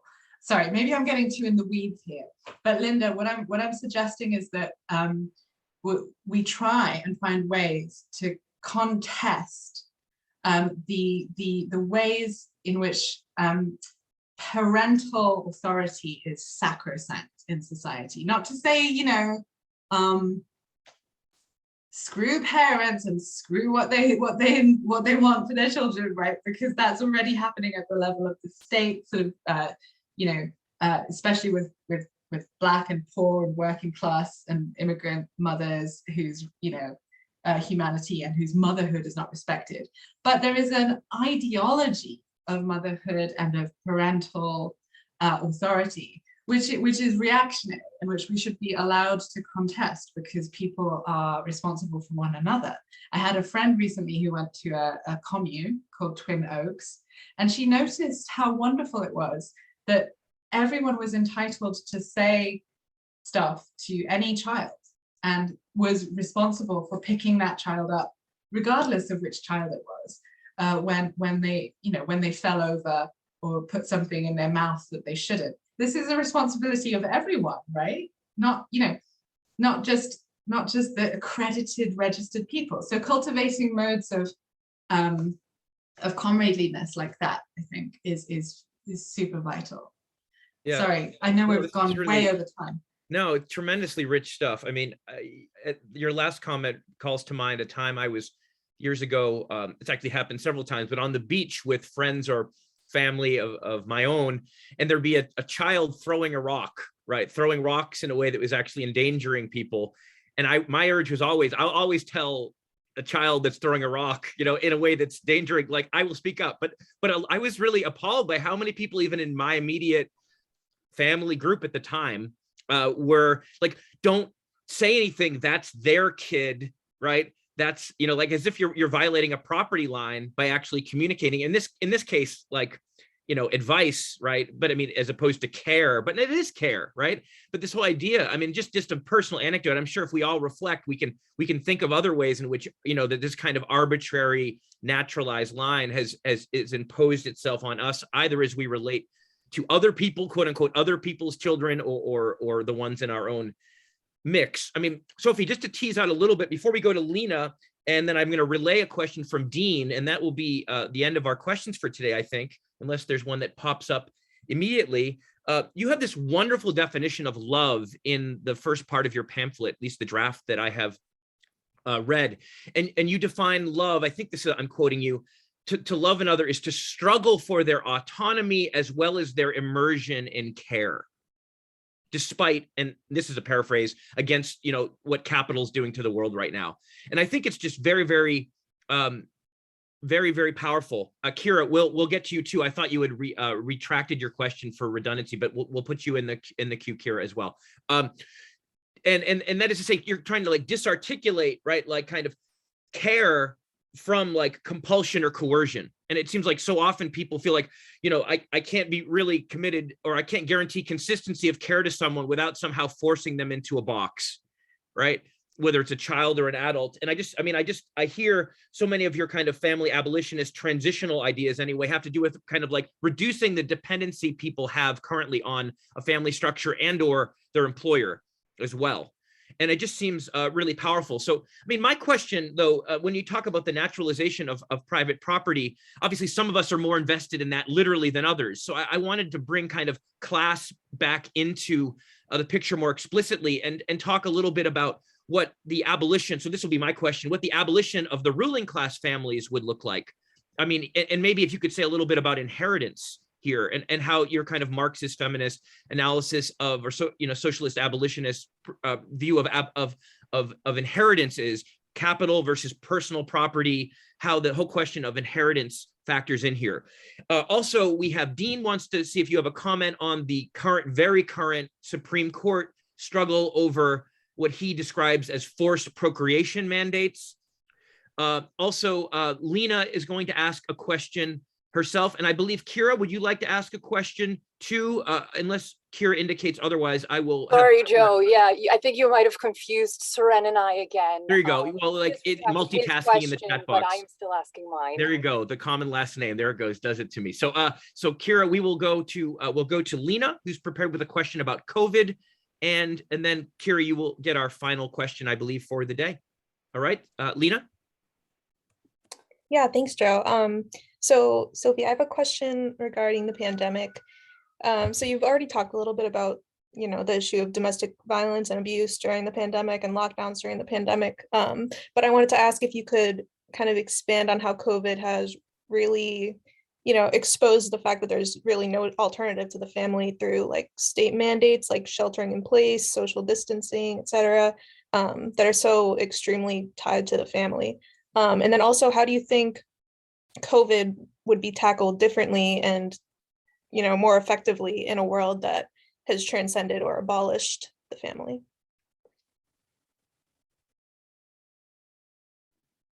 Great. And we'll go to Kira for our final question, I believe, of the afternoon. Kira?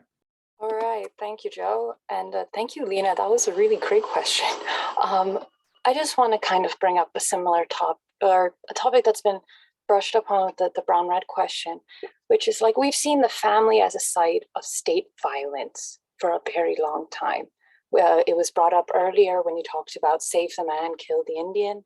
It was also brought up again when, or it's a thing we need to be considering and reconciling with when we understand the role of like family separation at the US-Mexico border, where at least 2,000 children are still separated from not only their parents, but also their siblings and other folks who in the United States don't necessarily recognize as immediate family.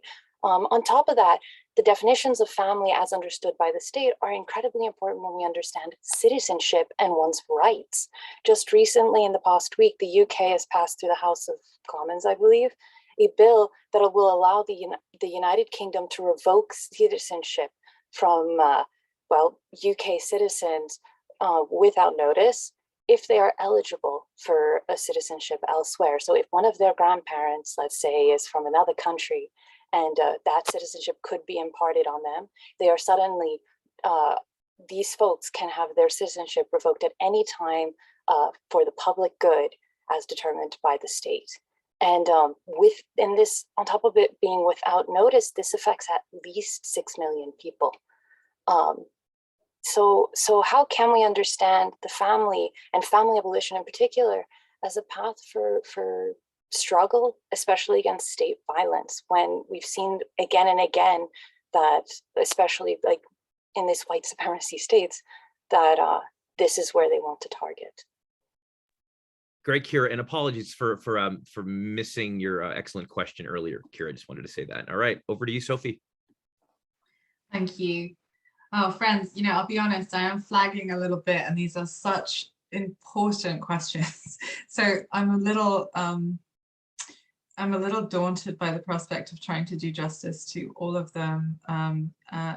So I'll try and be really brief, and I'll necessarily be quite disappointingly sparse. I won't be able to speak to them properly. They're all such good questions. So yeah, private property, I believe, was the first question, Joe. Well, many things were raised. Yeah, of course, people are differently invested in private property in a material sense. Ideologically, it can be a little bit more messy, and it's unfortunately the case that as with private property, the family sort of orders as a form of aspiration, a whole bunch of populations who don't really benefit from those institutions, right? So I can't believe I forgot to mention as a policy proposal the one that is named in the Communist Manifesto, which is abolition of all laws of inheritance. Yes, of course, one of the main mechanisms of reproducing class is in inheritance law. The way that the family is used as a machine for not only reproducing people who have binary gender identities and who are productive workers with a certain set of desires to continue to reproduce that same technology over the generations, but also reproduces the nation state is through this and reproduces class, sort of accretes class over the generations, is through inheritance. So let's do away with it quite seriously. What how could wealth be, in the transitional sense, transmitted differently? And what would it, how far would that get us towards abolishing the family? I don't know the answer, but certainly it gets to the heart of class society, I think, when you start questioning, people's right to transfer what they have accumulated, to certain individuals who are supposedly the bearers of their identity, their genetic freight, the carriers of their, immortality into the future. So I'm glad you brought that up, and I think I'll just have to leave it at that. So Dean bringing up, and I'm very glad you called it forced procreation, because I'm very much attached to making the point as much as possible that there is a regime of forced gestating, forced birth, forced pregnancy in place in basically most of the nations on Earth, and that's the way it should be framed. The healthcare and technological infrastructures that need to be in place for us to be empowered and free are not in place as potential gestators who may wish to withdraw our gestational labor power, right? And should have the right, obviously. No one should be forced to do labor against their will. That's an elementary leftist point, I would have thought, or even a libertarian point. Like, everyone should be able to get behind the idea that people should not work against their will. And that's, I think, the way we should be framing our relation to the sort of, as I say, technological and healthcare necessities for that elemental sort of bodily autonomy baseline to be reached, right? I'm not against nature. However, there are plenty of things about our bodies that we don't take as, givens. We don't have to suffer as diabetics or as people with, faulty vision or whatever. We correct these things. And the thing about the hemachorial placenta, which is the placenta that we work with as a species, is that it's not very well designed. We need to be able to have access, universal, free, on demand, without apology, access to abortion as a condition, I would say, of having this this placenta, which is not great. It's a really dangerous thing, gestating as a human being, and it's kind of bananas that we expect people to do it when they don't want to, just on a really elementary level. So the fact that we have now entered a new phase, I think arguably the post Roe versus Wade is super sobering. And unfortunately, I don't have any concrete policy thoughts, but I do have the theoretical, maybe discursive, rhetorical opinion that you don't get very far when you apologize for something that you're asking for in advance.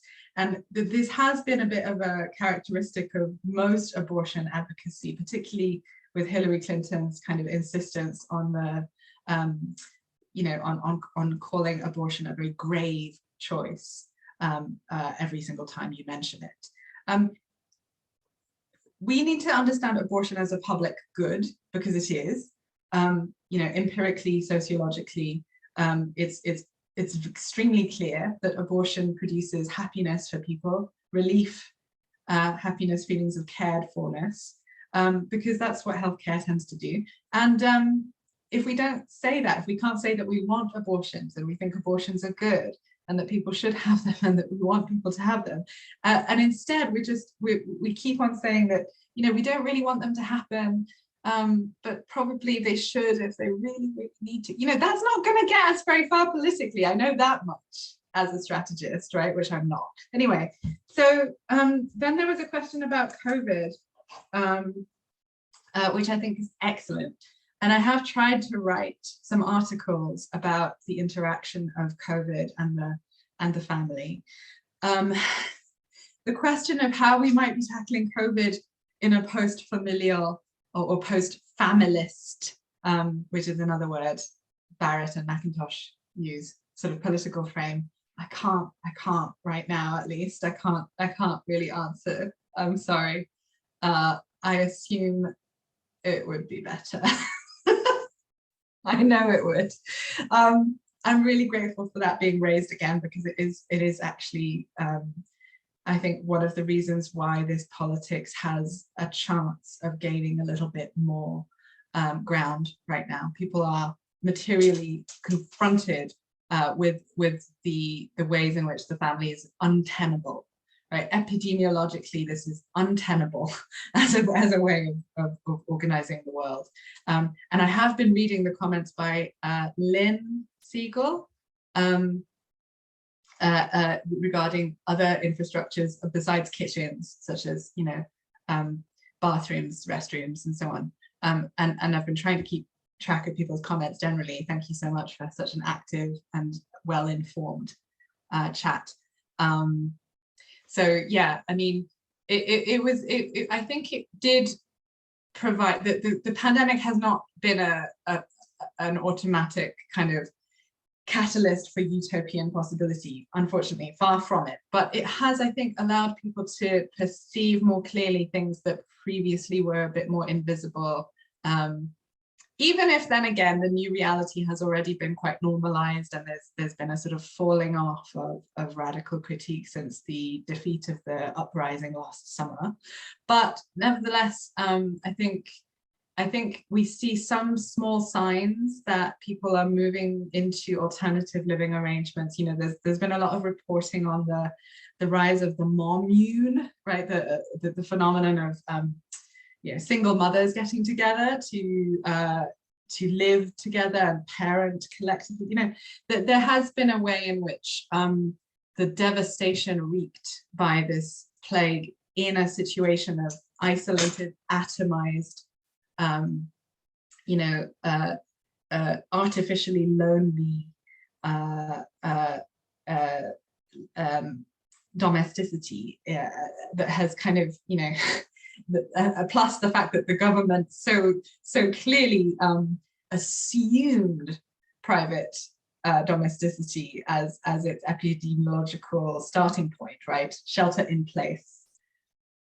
Well, shelter in whose place? And, you know, stay the fuck at home. Well, you know, at whose home, with whom, right? Family is a given. So I think there have been opportunities, small opportunities for questioning that, particularly with the sort of the scandals and tragedies of violence and abuse that have accompanied that that lockdown. And then finally, maybe the most important immediate question was the one from Kira from ages ago in the chat about the ways in which there is a seeming tension, which then, you know, we need to argue forcefully against to expose that is in fact the opposite, a tension between migrant justice and this idea of family abolition. And this is a super rich and complex and central vein to understand the ways in which the nation state and its borders are maintained and reproduced via the family as an ideology and as a legal premise, which is fundamentally stratified, right? The family that is supposedly welcome as a unit, you know, which is why there is this theater of sort of scrutinizing it to see if it's legitimate, right? Like, did you hear about the DNA tests at the border, at the southern US border, to determine whether migrants were sort of legitimate, real families, right? This is a theater that is in place to imply, I mean, you know, not only to justify, you know, tearing people apart and committing the kinds of tortures that the border regime systematically and purposively commits in order to sort of police the nation and its labor economies. But it's also the fantasy that if you could pass the test, then you would have access to the wages of family, as well as the wages of citizenship and of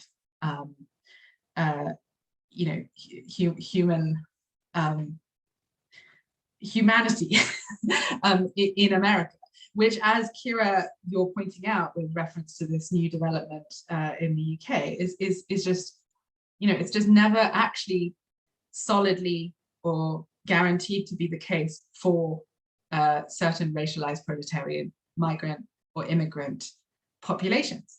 But that is how the system works, by reference to a supposed haven that legally, if one could access it, then the nation would back you and recognize you, right?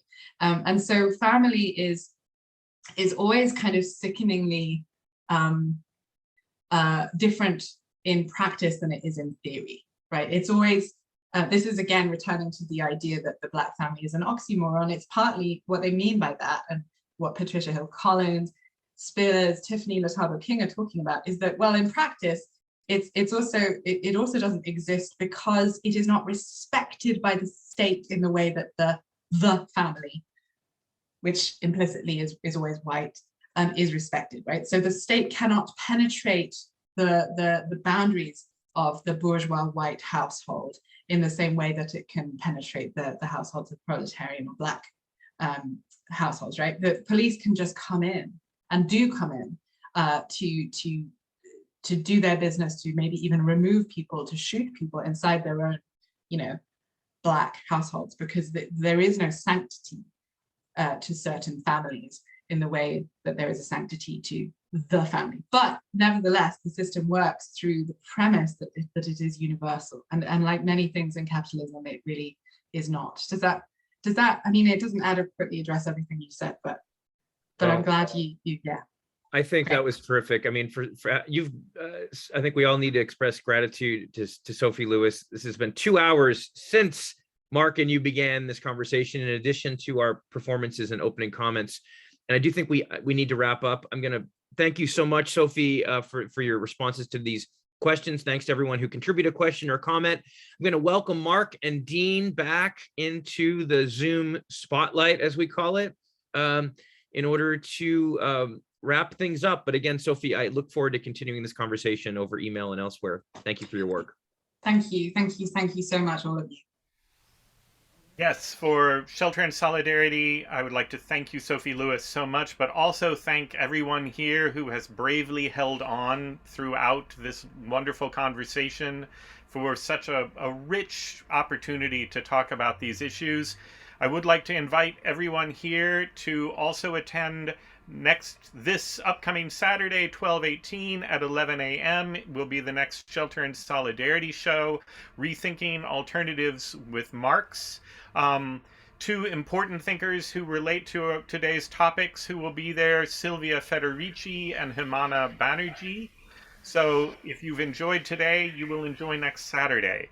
I would also like to thank the supporters of Shelter in Solidarity, E5 at Cuatro Cinco, Hardball Press, a publisher of working class literature, the Community Church of Boston, whose space we are sharing today, and the Liberty Tree Foundation.